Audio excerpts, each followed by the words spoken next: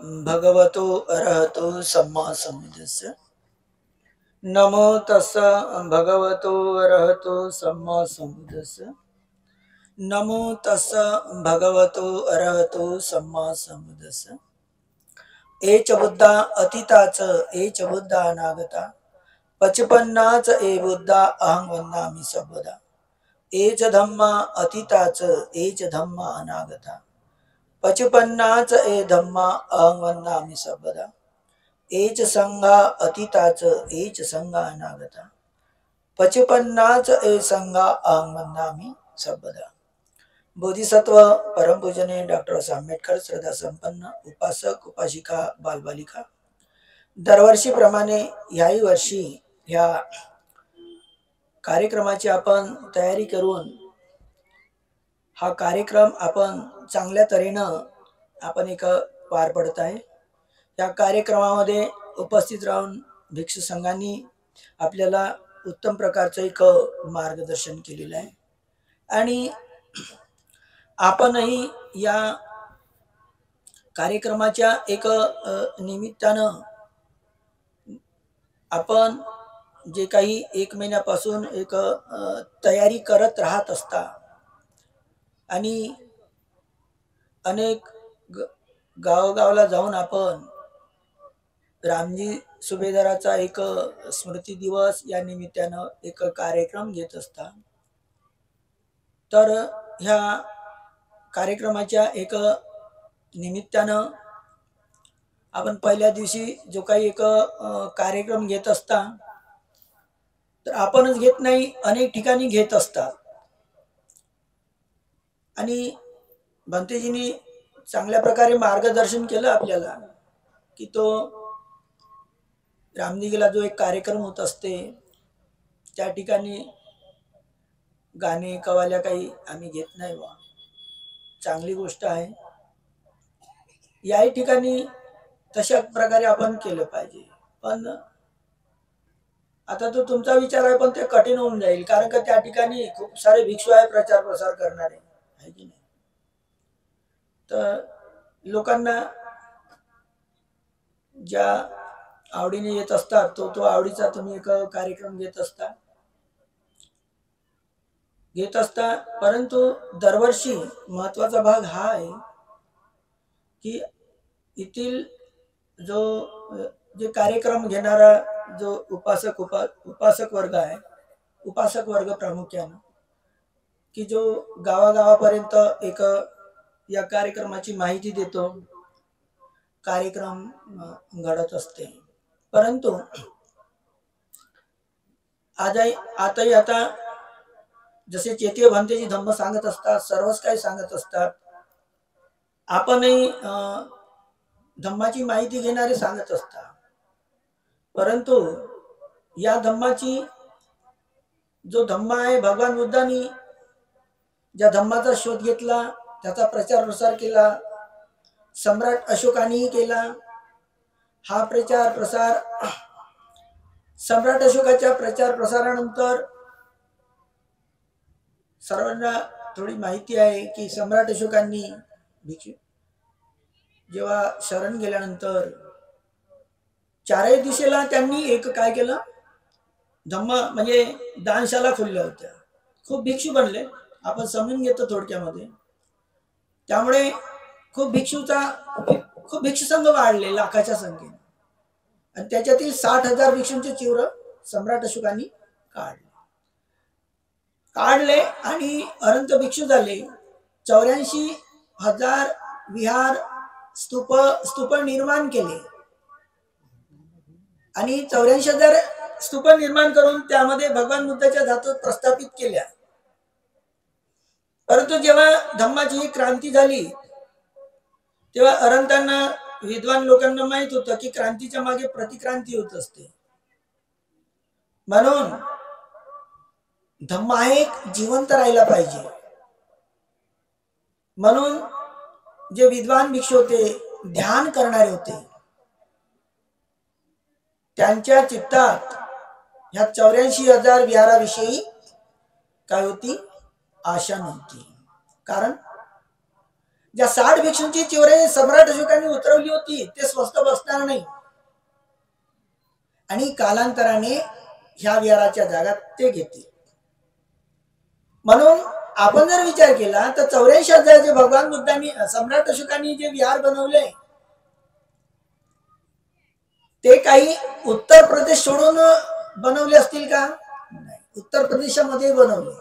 पण गोष्ट अशी झाली की उत्तर प्रदेशामध्ये खूप सारे भिक्षू होते, कारण की भगवंतांनी त्या ठिकाणी धम्माचा प्रचार प्रसार केला होता, स्तूपही बांधले होते. परंतु अरंत भिक्षूंना, बुद्धिमान भिक्षूंना एवढं कळत होतं की भविष्यामध्ये हा धम्म या जम्बूद्वीपात राहिला पाहिजे आणि या उत्तर प्रदेशामध्ये राहू शकणार नाही. धम्म कोणाला समजत होता? ध्यान करणाऱ्या भिक्षूंना, गोष्टी करणाऱ्या नाही.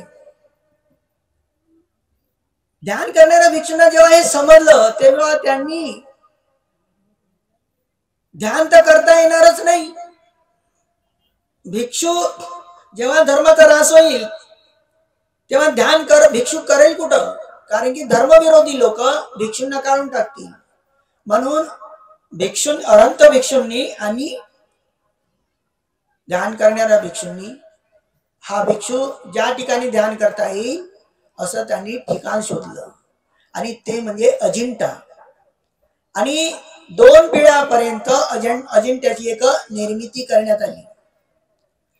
जेव्हा निर्मिती करण्यात आली तेव्हा उत्तर प्रदेशातील काही राजे लोक संपत्तीशाली त्या ठिकाणी आले.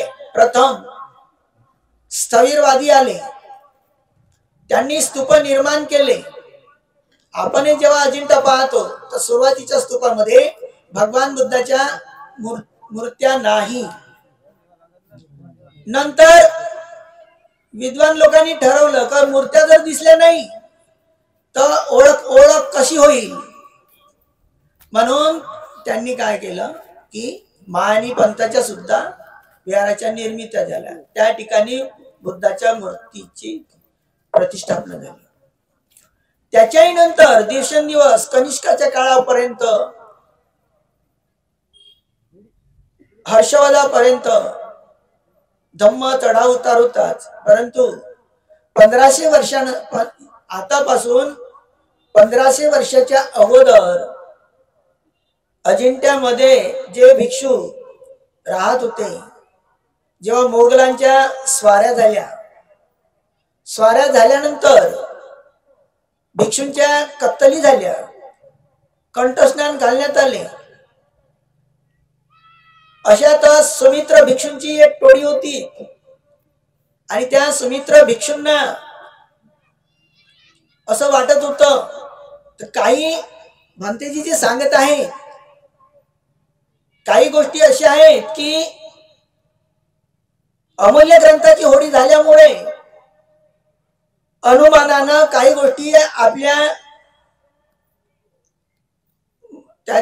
आपल्या बुद्धीमध्ये त्या स्थिर कराव्या लागत असतात.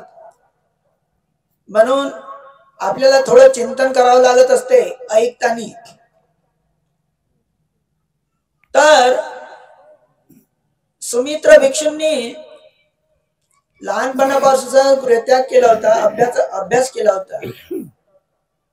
तेव्हा या जम्बूद्वीपामध्ये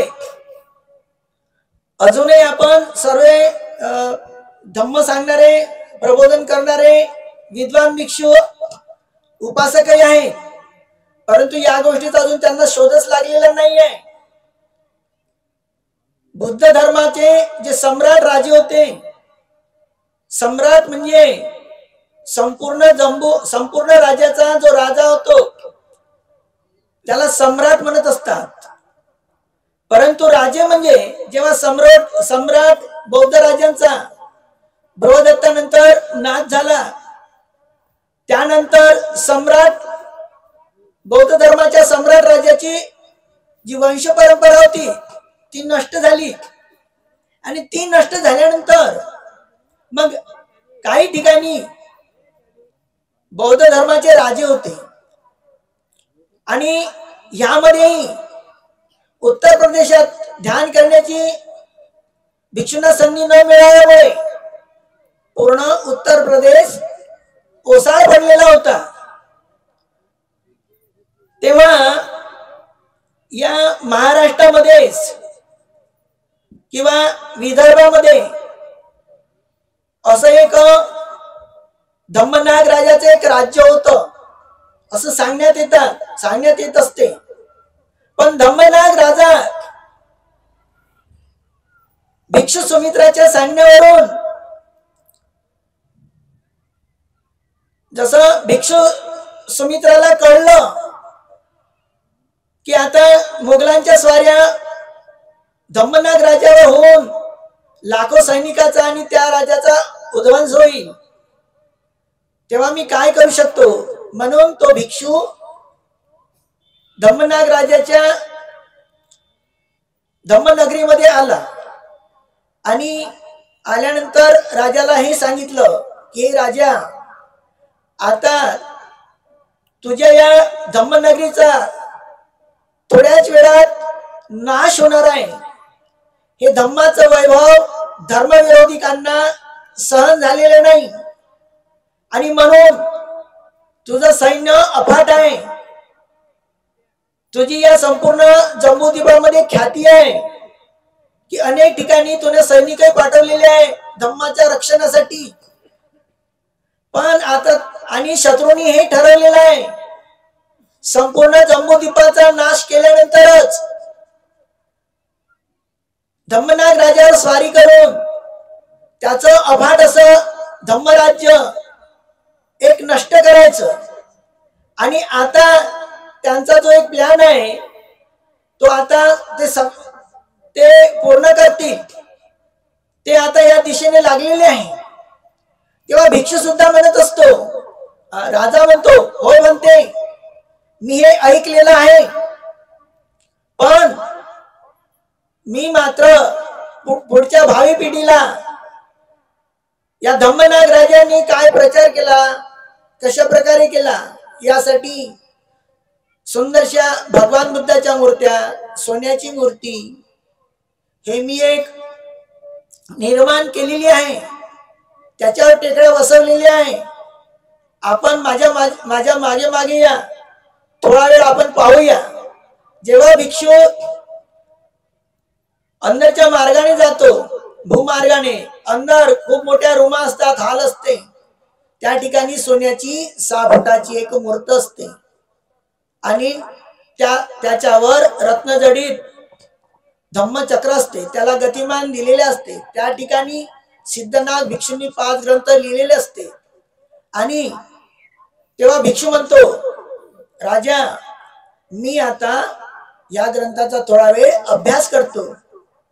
राजा पाहतो भिक्षूचे पाय फुललेले आहेत, मडलेले आहेत, थकलेला आहे, परंतु ग्रंथाचं नाव घेता त्याच्या चेहऱ्यावरील प्रसन्नता पाहून राजाही म्हणतो, बनते आपण या ग्रंथाचा अभ्यास करा, मी थोडा वेळ इथे आपल्या सोबतच बसतो। भिक्षू सुमित्र अभ्यास करतो, बुद्धी त्याची खूप तल्लख असते। अभ्यास झाल्यानंतर कोंबड्यांनी बाज दिल्याबरोबर भिक्षू म्हणतो, राजा आपल्याजवळ वेळ नाही, तू साऱ्या प्रजेला एकत्र कर। आणि एकत्र केल्यानंतर तो त्या संपूर्ण उपासक उपासिकांना म्हणतो, हे उपासक उपासिकांनो, आपलं हे धम्माचं वैभव पाहून शत्रूला सहन झालेलं नाही। हे तुमचं धम्माचं वैभव, सुखी जीवन आता थोड्या दिवसात धर्मविरोधी हे नष्ट करणार, अनेक भिक्षू नष्ट झालेले आहे। तेव्हा तुम्ही या सुंदरशा कपड्याचा, सुंदरशा महालाचा, या राणीचा त्याग करा आणि आपलं रक्त वाचवा। अशा ठिकाणी जा तर शत्रूने तिथे प्रवेश केला नाही, करणार नाही। अशा ठिकाणी जा की तुम्हाला जगता आलं पाहिजे कंदमुळे खाऊन। नाही मिळाले कंदमुळं, जिथं शिकार केलेला प्राणी असेल जंगलातील तेही जगा। आपली राणी गलिच्छ ठेवा, जेणेकरून शत्रू काही दिवस ओळखणार नाही। नंतर तुम्ही खेळोपाडी येऊन आपलं वास्तव्य करा।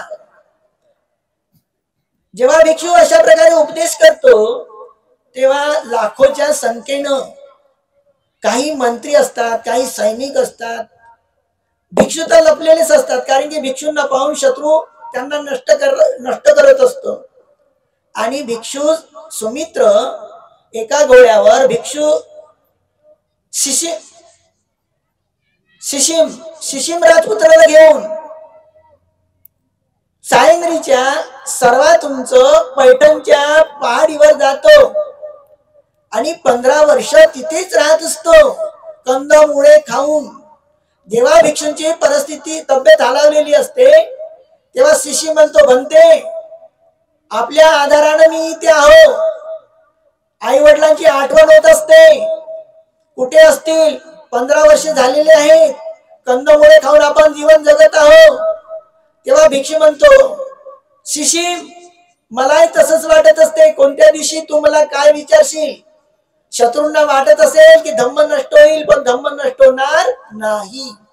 जिथपर्यंत तुषित देवता लोकांमध्ये बोधिसत्व असतात तेव्हा त्याच्या परिवारातील सत्व क्रमाक्रमाने जन्म घेत असतात आणि आपापल्या पुण्य कर्मानं धम्मधातू तेच करत राहतील असा उपदेश करतो. परंतु प्रश्न असा आहे, अजूनही कोणाच्या वाचनात मिळालेलं नाही आहे की धम्मनाग राजाची राजधानी जरी केळझर असली, म्हणून तुमच्या समोर असा एक विचार आहे. तुम्ही एवढे धम्म सांगणारे लोक बोलवत असता, विद्वान बोलत असता, अभ्यास करणारे लोक बोलवत असता. हे चेती डॉक्टर धम्मचेती आहे, ज्ञानज्योती आहे, नाव घेऊन सांगत असतो की धम्मनाग राजा शिशिम भिक्षूच्या आदेशावरून घोड्यावरून त्याची राणी धर्मशिला हिला घेऊन काही मंत्री घेऊन तो निघून जात असतो. निघून गेल्यावर त्याचं वास्तव्य कुठं झालं असेल, तो काय घेऊन गेला असेल, हे आपल्याला अनुमान काढावं लागेल. कधी कधी आपण राणी धम्मशिला ही राजा भद्री येथील भद्य राजाची राणी भद्रशिला, भद्य राजाची मुलगी धर्मशिला, हिला रामनिगीचा परिसर माहित असल्यामुळे तिथे काही टोळ्या धम्मनाग राजाच्या राहिल्या असतील. परंतु सम्राट अशोकांनी बांधलेला जो स्तूप आहे हा रामनिगीला आहे. 84,000 धम्मस्कंदा 84,000 विहारापैकी. तेव्हा स्तूपाच्या शेजारी राजा राहणं कठीण आहे, कारण की स्तूपाचा उध्वंस सुद्धा करणाऱ्या विरोधकांच्या टोळ्या याही भागामध्ये शिरल्या होत्या. परंतु या भागात त्यांनी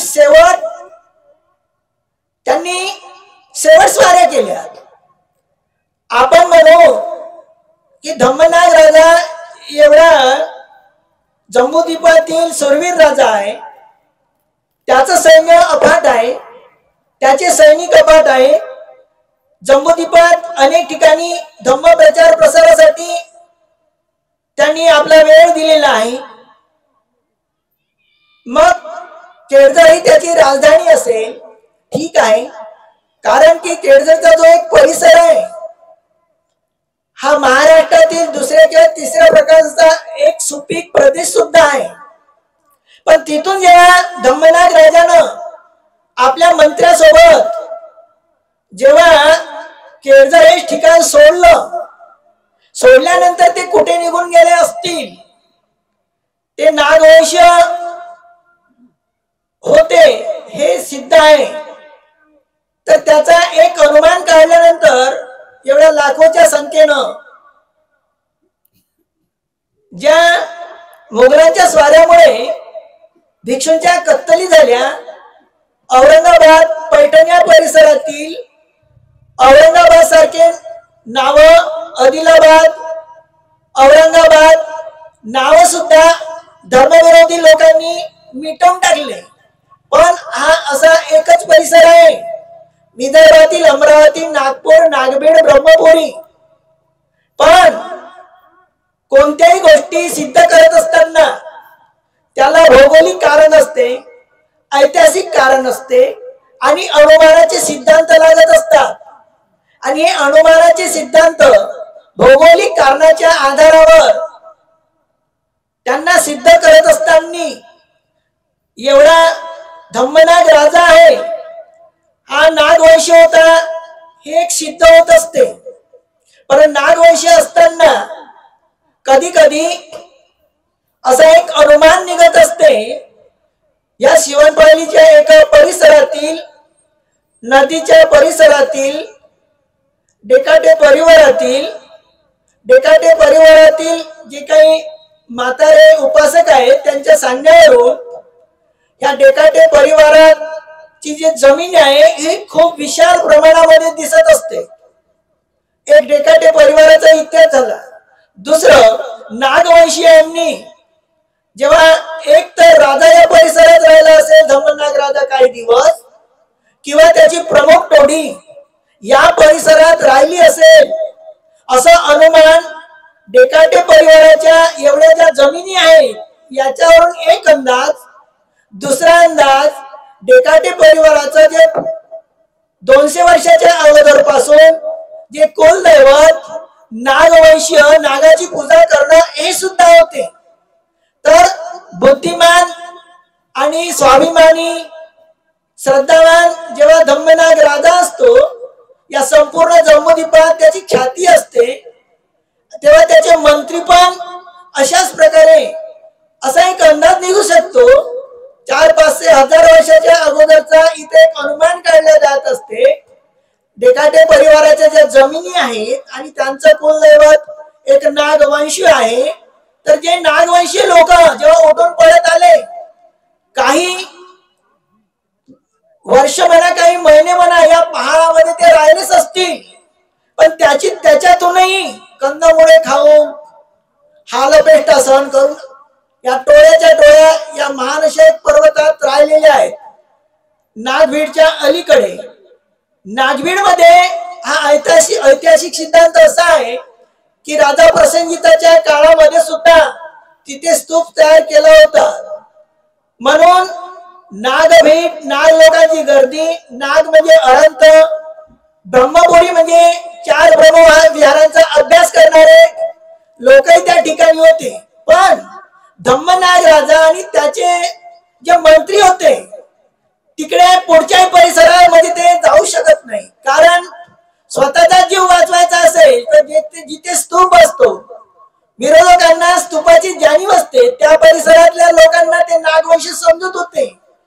तर त्यांच्या कत्तली ते कसेही करत होते. जसे भिक्षू जिथे मिळाला त्याची ते कत्तलच करत होते आणि खूप मोठ्या हुशारीने करत होते. शेवटी त्यांनी या ठिकाणी स्वाऱ्या केल्या. तर असा एक अनुमान निघत असते. वर्तमान काळातील दुसरा एक सिद्धांत समान धातुस्कंद. समान धातुस्कंद म्हणजे जसं एक सोनं असते, वर्षानुवर्ष चिखलात असलं तरी त्याला एक जंग चढू शकत नाही. दुसरा समान धातुस्कंदाचा असा असते, बुद्धाचे जे धातू असतात शरीराचे, त्याची आवश्यक मर्यादा भंतेजीने सांगितलंच आहे, आपण ऐकलेलं आहे, 5000 वर्ष आहे. पण ज्या धातू असतात बुद्धाच्या, बुद्ध झाल्यानंतर, आणि ज्या शरीराच्या धातू असतात बोधिसत्वाच्या, अस्थि म्हणजे धातू, धातू म्हणजे अस्थि म्हणतो, पण बुद्धाच्या अस्थि आणि धातू याच्यामध्ये फरक असतो. जेव्हा आपण अस्थि म्हणू, ऐकणारा व्यक्ती हेच म्हणू शकेल अस्थि म्हणजे हाडाचा तुकडा.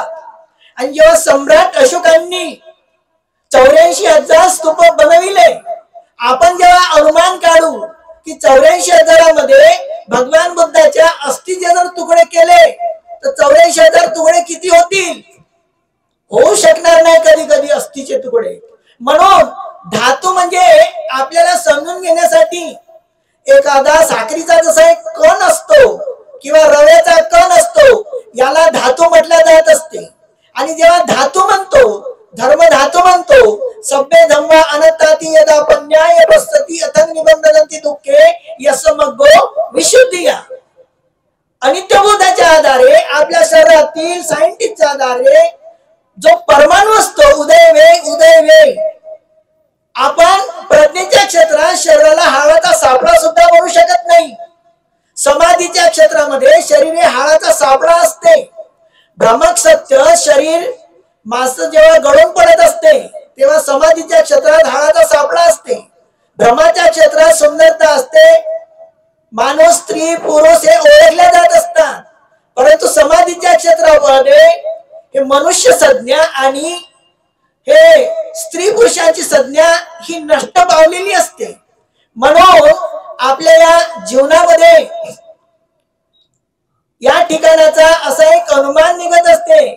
जरी मंत्री आला असेल या ठिकाणी, कारण मंत्री आला असेल, राजा धम्म नावाचा एखादा मंत्री या ठिकाणी आला असेल, त्याला बौद्ध धर्म आणि नागवंशीय याची जपून करण्यासाठी त्याच्याजवळ बुद्धाच्या धातू असतील, पण बुद्धाच्या धातू स्तूप करून किंवा पूजा करून शत्रूपासून बचाव करणं कठीण होईल. म्हणून त्यांनी भावी पिढीसाठी, कारण की सुमित्रा भिक्षूंनी असं वक्तव्य केलेलं आहे की जिथपर्यंत या ब्रह्मांडामध्ये तुषित देवता लोक असतात, बोधिसत्व आणि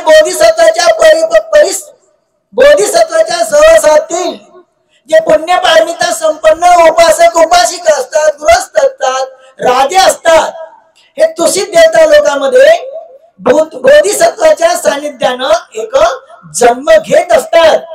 आणि म्हणून ते कालांतराने एका कालखंडामध्ये उपासक उपासीच्या पुण्य पारमिता वाढवण्यासाठी जन्म सुद्धा घेत असतात. म्हणून अशाही परिसरामध्ये असा एक अनुमान असं सिद्ध केलेलं नाही आहे की धम्मनाग राजा आपल्या संपूर्ण प्रतिसहित लोकांसहित अमक्या ठिकाणी असेल. कारण की शेवटचे जे ग्रंथ होते हे शत्रूंनी परिपूर्ण जाळलेले होते. काही मोजकेच ग्रंथ आहेत आणि ते अजून बऱ्याच लोकांच्या हातामध्ये सापडू शकत नाही. म्हणून अनुमान असा अंदाज असा वाटत असते की या परिसरातील प्रथम धम्मनाग राजाच्या वंशातील काही टोळ्या या पहाडाच्या अंदर आपली पिढ्याने पिढ्या जगत राहून कालांतराने या शिवणपल्लीच्या एक परिसरात येऊन एखादी टोळी सिलवान टोळी असेल, ध्यान करणारी टोळी असेल आणि त्यांच्या जवळ भगवान बुद्धाच्या धातू सुद्धा असतील आणि त्या धातू घेऊन ते ध्यान सुद्धा करत असतील. कारण की त्या ग्रंथामध्ये ध्यान, विपश्यना, आनापानसतीचा अभ्यास असे गंभीर सिद्धांत सुद्धा सांगितलेले आहेत. तर म्हणून आपण या शिवणपाली वासीय लोकांनी जो काही या दरवर्षी आपण एक जो कार्यक्रम करत असतो या नाक्षरवन धम्म भूमीमध्ये, तर दिवसेंदिवस जे काही म्हातारे लोक असतील ते तर निघून जातील, परंतु तरुण पिढींनी आपण जे जन्मास आलो ते डॉक्टर बाबासाहेब आंबेडकरांनी आपल्याला धम्म दिला हे महत्वाचंच आहे. परंतु त्याच्यापेक्षा विद्वान भिक्षूंना डॉक्टर आंबेडकरांनी जी जबाबदारी सोपवलेली आहे त्यांच्या मुखातूनही निघू शकत नाही.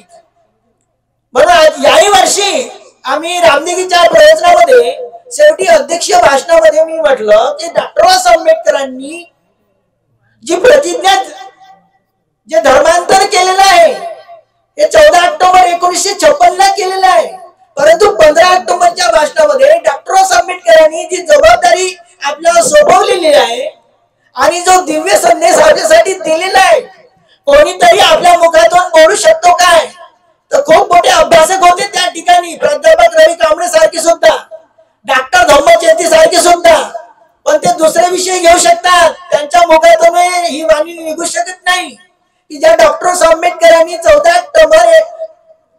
ऑक्टोबर 1956 ला दुसऱ्या दिवशीच्या भाषणामध्ये आपल्या लोकांना एक जबाबदारी सोपवलेली आहे की धर्मांतरानंतर तुमची सर्वांची जबाबदारी वाढलेली आहे. इतरांच्या मनात आदर्श उत्पन्न झालं पाहिजे असे तुम्ही शिकले पाहिजे. आणि हे लोक इकडे बोलायला जावा तर भिक्षू सोबत बोलते असं होत असते, पण आदर्श म्हणजे भिक्षू असते आहे की नाही. तर झोपेमध्ये परित्राण घेतलं असतं का रामदेवीच्या लोकांनी येणे आता सिद्ध बोलावं लागतं, कारण ज्याचं मरण जवळ येते ना त्याला सिद्धच बोलावं लागते. मेल्यावर पण आठवण करत बसते आहे की नाही. तर म्हणून हे डॉक्टर झाले, कोणते डॉक्टर झाले तर पता नाही, झोपलेल्या झाल्यानंतर परित्राण घेत असतात. इथे त्यांना माहिती नाही, अध्यक्षाला धुळ्यावर बसवून कार्यक्रम करत असतात. म्हणून त्यांना थोडस आणि कार्यकर्त्यांनी थोडस झोपा घेत पॉम्पलेटची छापणा नाही केली पाहिजे. म्हणून डॉक्टर आंबेडकरांनी काय सांगितलेलं आहे 15 ऑक्टोबरच्या भाषणामध्ये की धर्मांतरानंतर तुमची जबाबदारी वाढलेली आहे.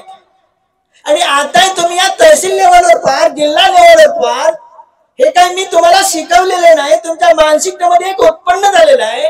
जरी तुम्हाला या येथील उपासक संघाला त्यांच्या एकमेकाच्या एक प्रेरणेनं या जागेची निवड करणं आणि आदर्शमय या ठिकाणी हा एक कार्यक्रम घेणं, जरी तुम्हाला ती जबाबदारी तुमच्या मुखातून जरी निघत नसेल, परंतु डॉक्टर आंबेडकरांनी 15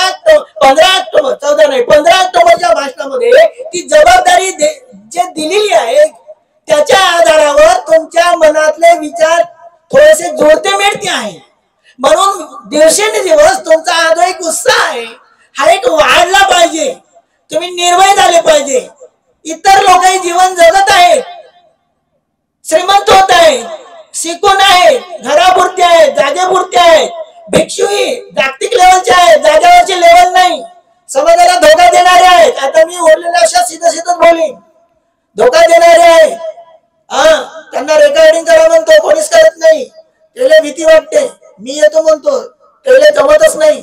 आणि आता म्हणजे थोड्याशा दिवसात जर जगाचं चांगलं जगा लागेल ना, आहे की नाही, तर म्हणून तुमच्या या जीवनामध्ये महत्वाचा प्रश्न तुमच्या मधला जो एक उत्साह आहे, तुमच्या सोबत जे येणारी पिढी आहे, हा पिढीने पिढी वाढत राहायला पाहिजे. तर काय आहे, तर 15 ऑक्टोबरच्या भाषणामध्ये डॉक्टर आंबेडकरांनी आपल्याला हे सांगितलेलं आहे की धर्मांतरानंतर तुमची जबाबदारी वाढलेली आहे. इतरांच्या मनात आदर्श उत्पन्न झाला पाहिजे, असे तुम्ही वागले पाहिजे.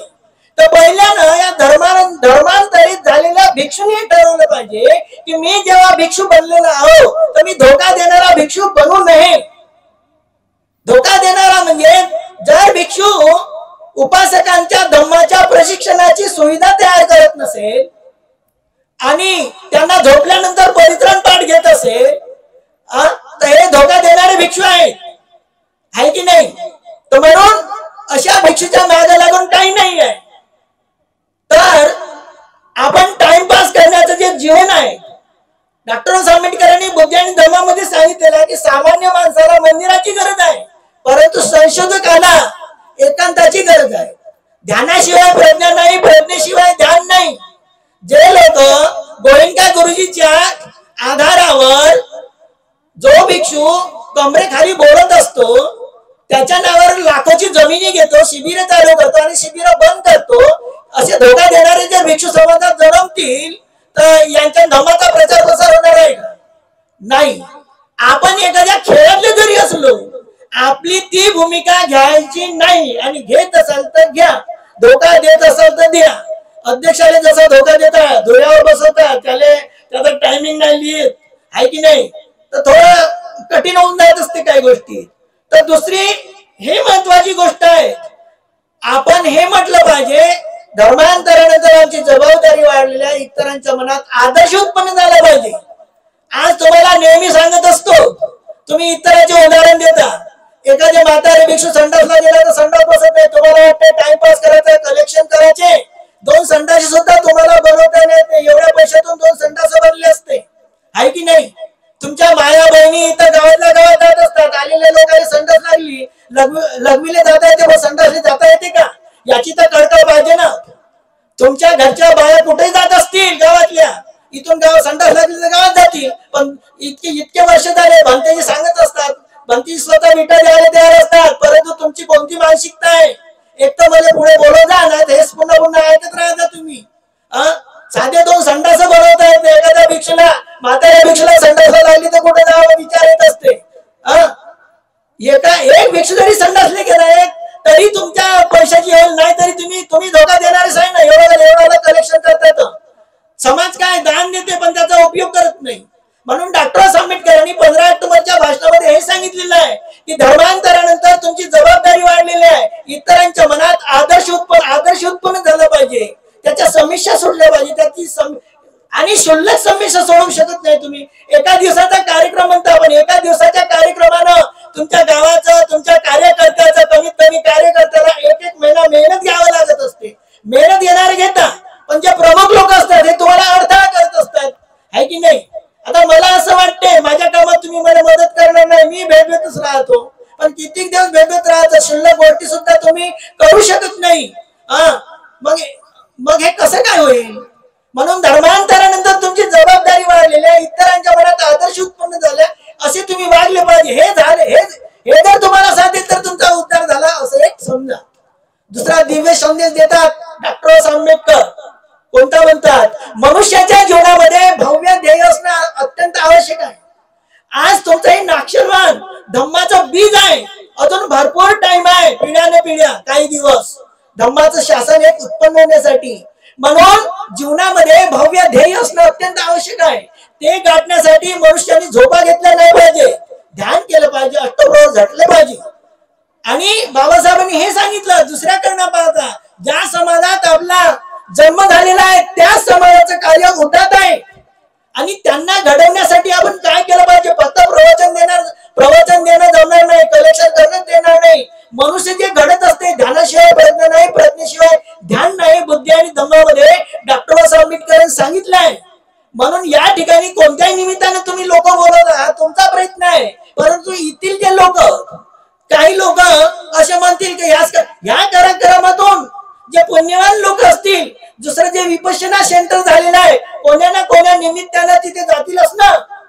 100 एक माणूस जरी गेला, भगवंतांनी हे सांगितलेलं आहे की 100 व्यक्तीला दान देण्यापेक्षा एका श्रद्धावान व्यक्तीला दान दिलं तर चांगलं आहे. 100 सिलवान व्यक्तीला देण्यापेक्षा एखाद्या ध्यानी व्यक्तीला, 100 ध्यानीपेक्षा एक प्रज्ञावान व्यक्तीला. तुमच्या एवढ्या लोकांतून 2-4 लोकांना जरी इथं आले, कोणा निमित्ताने विपश्यना सेंटर पाहिलं, तरी तुमच्या सेंटरचं बळ वाढेल. पुन्हा तिथे ध्यान करतील, पुन्हा इथे येतील प्रवचन ऐकण्यासाठी. कोणी कोण बोले, कोणी कोण बोले, त्याची प्रज्ञा पुन्हा विकसित होईल. हे एकमेकाला पूरक ठरतील. सुरुवातीला मलाही वाटत होतं, पण जेव्हा काही गोष्टी चिंतनात येतात, काही गोष्टी इतिहासात येतात, तर एकमेकाला एक पूरक ठरणार भविष्यामध्ये. हे दोन्ही, ते विपश्यना सेंटर आणि हे धम्म प्रशिक्षणाचा तुमचा एक कार्यक्रम वर्षातून काही नेहमी उत्पन्न घेतले जात नाही. महत्वाचं उत्पन्न एकच वेळ घेतलं जात असते, आणि त्याच वेळेस खरी आपण मेहनत करत असतो. तुम्ही 1 महिना जे मेहनत करत असता, तर बाबासाहेबांनी आपलं जे ध्येय असते ते गाठण्यासाठी अष्टप्रहर प्रयत्न केला पाहिजे. आपल्याला मान अपमानही सहन करावा लागेल, आपल्याला अग्नीच्या दिव्यातूनही जावं लागेल, चटके सोसावे लागतील, आणि आपला भविष्यकाळ सुखी करण्यासाठी आपल्याला वर्तमान काळातील सुखाचा आणि गरजांचाही त्याग करावा लागेल. मग डॉक्टर आंबेडकरांनी कोणत्या सुखाचा त्याग केला? डॉक्टर आंबेडकरांना कोणती गरज होती जे पूर्ण झाली नाही? आज तुम्हाला ती अतिरेक होत आहे. मनुष्याला जीवन जगण्यासाठी अन्नाची गरज आहे, पण जेव्हा डॉक्टर आंबेडकरांना या देशाचं भवितव्यामध्ये या देशाला संविधान द्यायचं होतं, आणि ते देण्यासाठी स्वतःची विद्वत्ता वाढवायची होती, तो अभ्यास करण्यासाठी जेव्हा डॉक्टर आंबेडकर विश्वविद्यापीठ न्यूयॉर्क युनिव्हर्सिटीमध्ये जेव्हा अभ्यास करतात, तेव्हा त्यांना पोटभर खाण्यासाठी अन्न सुद्धा मिळत नव्हतं. म्हणून ते त्याचे मित्र, पारशी मित्र नवल भतेना यांना म्हणतात, मैत्री जोडणे साधी गोष्ट आहे, मी या परदेशामध्ये कसं काय जीवन जगतो हे मला माहित आहे. पहा बरं बाबासाहेब, आणि तुम्हाला साधी पौर्णिमा अमावस्या अष्टमी असली तर दुसऱ्या दिवशी धरतात, आहे की नाही? त्या दिवशी सील ग्रहण करत नाही. एवढी बुद्ध मूर्तीची प्रतिष्ठा आपल्याला झाली, 2-3 दिवस उपवासाचं पालन केलं पाहिजे नाही. म्हणून म्हणलं सील तरी घ्या, म्हणलं काहीतरी दिवस पालन करा. आयतं भेटते त्याचाही तुम्ही लाभ करून घेऊ शकत नाही. तर म्हणून आपला भविष्यकाळ सुखी करण्यासाठी आपण वर्तमान काळातील 1 महिन्यात का होईना आपापले महत्वाचे काम तुम्ही बाजूला ठेवत असता, आणि इतर गावच्या लोकांना तुम्ही एक संदेश देता. इथे धम्म प्रबोधनाचा, भिक्षू संघाचा हा एक कार्यक्रम आहे. हे बीज नव्हे काय? होऊ शकते समान धातू स्कंद जर म्हणायला गेलं तर या ठिकाणी भिक्षू सुमित्र म्हणतो त्या पुस्तकामध्ये की असे लोक येतील की धम्म धातूला तेज करतील, विकसित करतील. तर तुम्ही जे हे काम करत आहे आपल्या अगोदरच्या ज्या नागवंशीय लोकांनी या विदर्भातच नाही संपूर्ण जम्बो द्वीपामध्ये एक जे पराक्रमी टोळ्या होत्या या पाठवून कित्येक पिढ्या या बौद्ध धर्माचं एक रक्षण केलं. शेवटी धम्मनाथ राजालाच ते स्थान सोडावं लागलं, त्याच्या मंत्र्याला सुद्धा एक सोडावं लागलं. याही गोष्टीचं आपण वारंवार स्मरण करून आपल्या जीवनात आपल्याला किती श्रीमंत बनतो म्हणलं तर नाही बनता येणार, पण धर्मरूपी श्रद्धा वाढवून आपल्या मनाचा ज्या डॉक्टर आंबेडकरांनी आपण हे समजायचं. दुसरी गोष्ट बुद्धा बाबासाहेबांविषयी हे झालेलं आहे. बुद्धांनी हेच सांगितलेलं आहे 16व्या स्वप्नामध्ये. काय सांगितलेलं आहे? जेव्हा राधा प्रसिद्ध झाला, 16 स्वप्न नाही सांगू शकत मी, एक स्वप्न सांगू शकतो, त्याच्यावर तुम्ही समजू शकता, आपला भर वाढवू शकता. नाही तर तुम्ही म्हणाल ना आम्ही अडाणी लोक, आम्ही गरीब लोक, आम्ही खेड्यातले लोक, आम्ही काय करायचं असं म्हणून तुमचा उत्साह कमी करायचा नाही. पण बाबासाहेबांनी तर सांगितलं, पण बुद्धांनी हेच सांगितलं आहे की भविष्य काळामध्ये राजा प्रसेनजीताला जे एक स्वप्न पडलं होतं, स्वप्न तर 16 आहे. काही लोकांनी म्हणायला गेलं उपासिका म्हणतील महाकाळ पाहून बोलते, उपासक म्हणतील महाकाळ पाहून बोलते, पैशावाले लोक म्हणतील महाकाळ पाहून बोलते, गरीब लोक म्हणतील महाकाळ पाहून, दुसरी लोक म्हणतील भंतीजी मले पाहून बोलत आहे. आता मी काय डोळे लावून सांगू प्रवचन? एका एक प्रवचन लागेल माझ्यापासून दूर होऊन जातील. म्हणून दूर होऊ नका, पुस्तकच देईन तुम्हाला वाचायला. पण प्रश्न असा एक महत्वाचा आहे या ठिकाणी एवढ्या कडकडीनं सांगण्याचं, जबरदस्तीनं टाइम झाला तरी मला असं मला काही वाटत नव्हतं की दुसरे लोक राहावं म्हणून. हे कार्यकर्ते जरी राहिले तर बुद्धांनी बाबासाहेबांनी हे सांगितलं, आपण बाबासाहेबांचं काम करत आहोत. मग अडचण हे ते आपल्या समोर आपण देशाच्या नजरेतून पाहतो. कोणाला? शिकलेल्या लोकांना पाहतो. येले करायला काय झालं म्हणतो की नाही, मनात तरी उत्पन्न होते की नाही? गरीब लोकांना आपला कामधंदा टाकून, अडाणी लोकांना, शिकलेल्या लोकांना आपली नजर द्यायची आहे, ते आपलं चित्त दूषित होते. आपलं चित्त दूषित न झालं पाहिजे यासाठी भगवान बुद्धाचा उपदेश आहे. तो कसा आहे? 16व्या स्वप्नामध्ये आहे.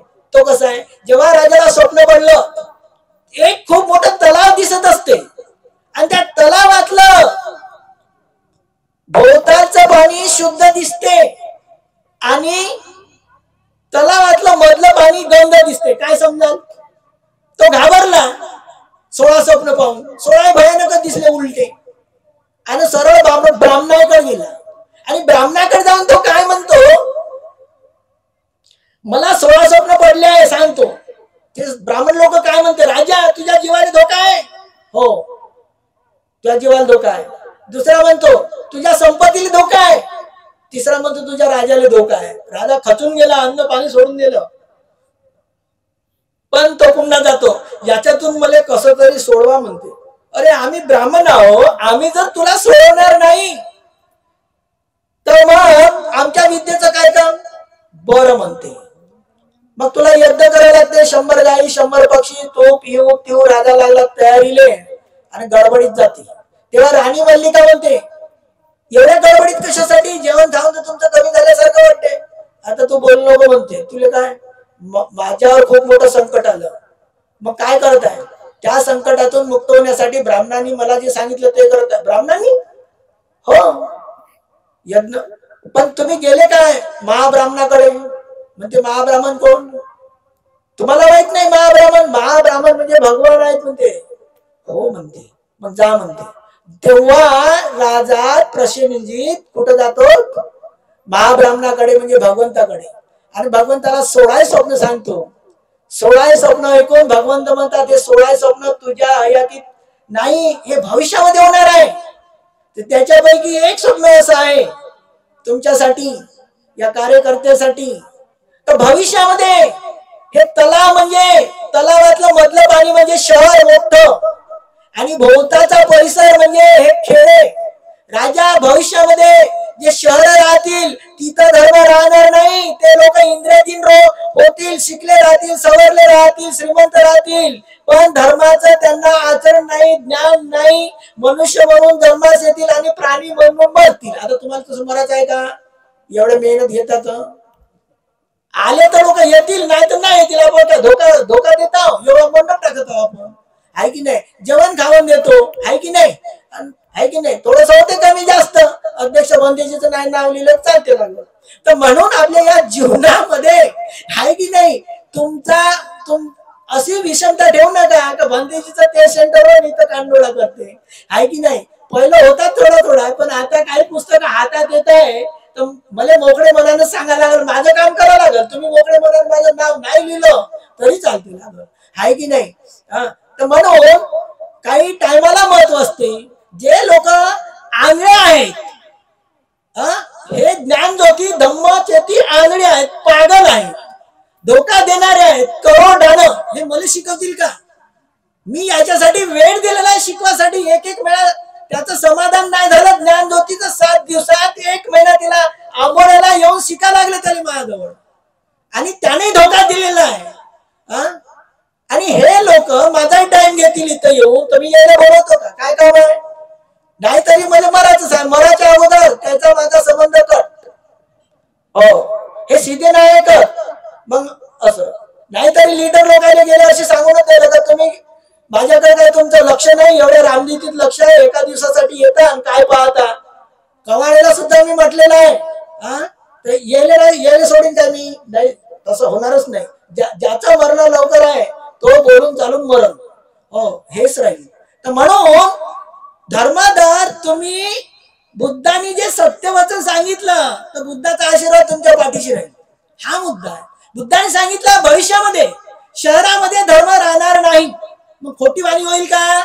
नाही. मग खेड्यातले आपण गरीब राहू, आपलं शिक्षण कमी राहू, आपल्याला लोक बोलवते घरापर्यंत, आपलं काम आपण करत राहायचं. कारण की धर्मांतरानंतर आमची जबाबदारी वाढलेली आहे, इतरांच्या मनात आदर्श उत्पन्न होईल हे आम्ही वाढू, बस आमच्या जीवनामध्ये हेच करायचं आहे.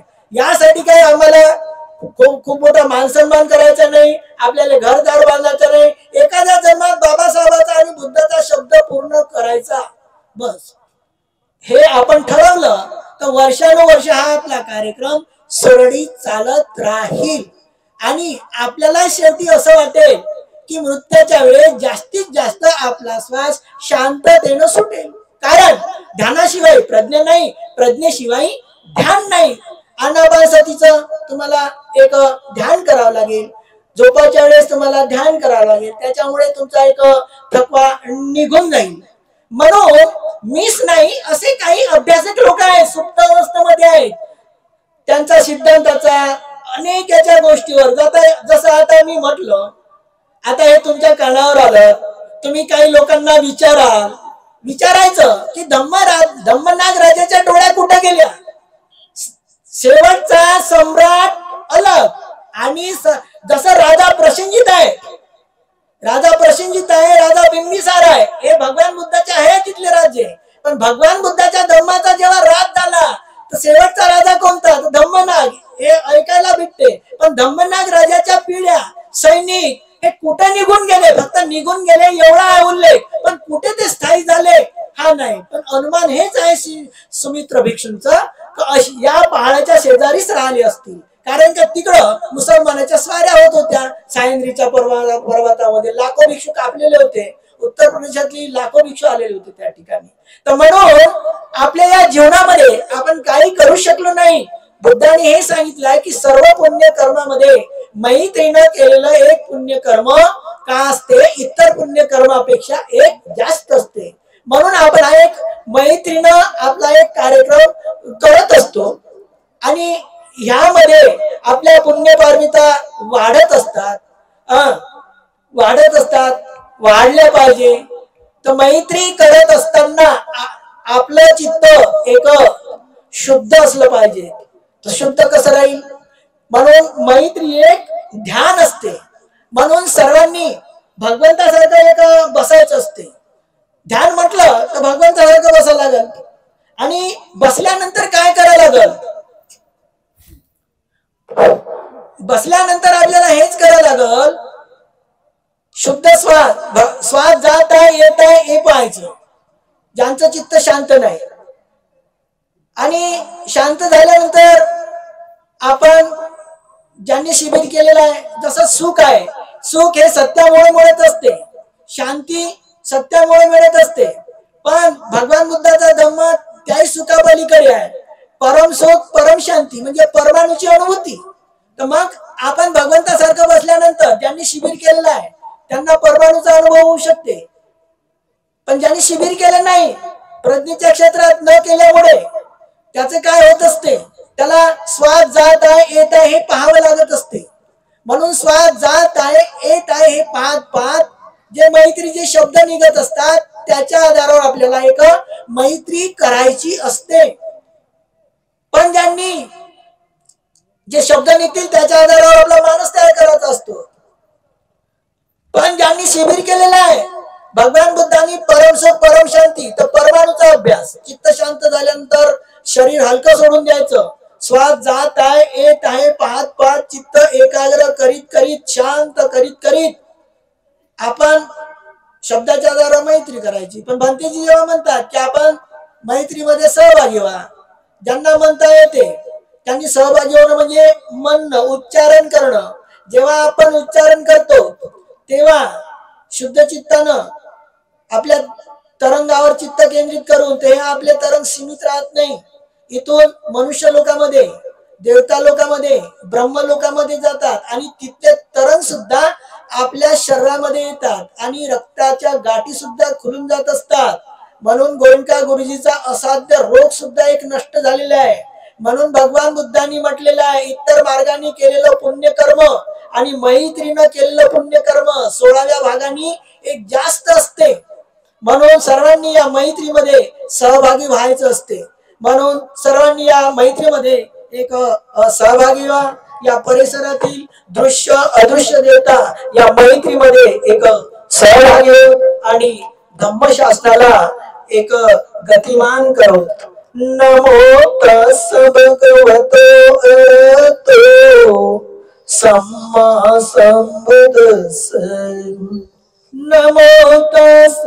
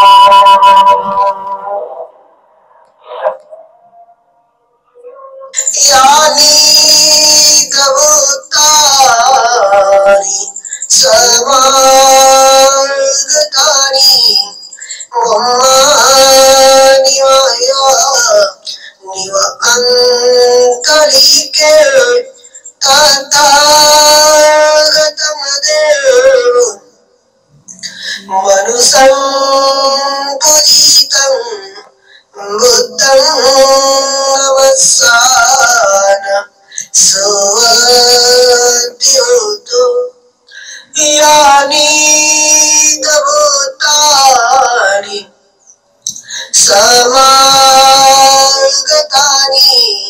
गुम्मानि माया निव अन्तरिके तथागतमदेव मनुषं पूजितं धम्मं नमस्कार सुवद्योतु यानि भूतानि समागतानि गुम्मानि माया निव अन्तरिके तथागतमदेव मनुषं पूजितं संघं नमस्कार सुवद्योतु भवतु।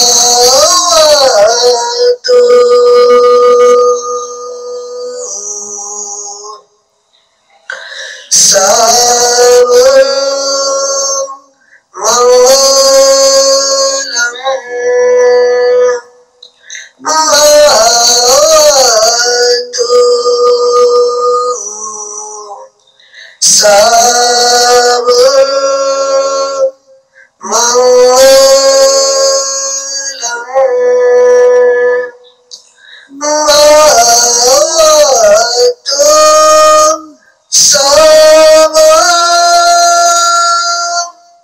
भवतु।